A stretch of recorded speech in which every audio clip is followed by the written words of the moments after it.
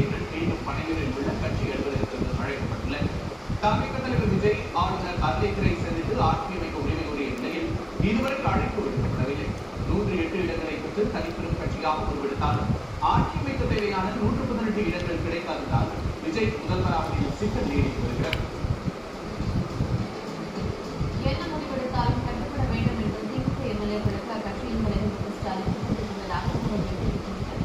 சென்னை அண்ணா அறிவாலயத்தில் நடைபெற்ற திமுக எம்எல்ஏக்கள் கூட்டத்தில் திமுக திட்டங்கள் தொய்வித்து தொடர்ந்தால்தான் தமிழகம்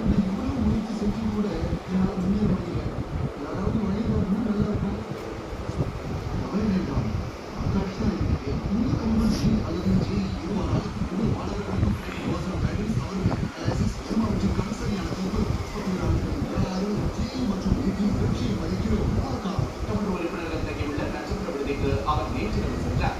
கட்சியின் முக்கிய நிர்வாகிகளோடு தனியறையில் அவர் ஆலோசனை நடத்தினார். ஆட்சி அமைக்க ஆதரவு கடிதம் அளித்துள்ள நிலையில் தொடர்பாக இன்று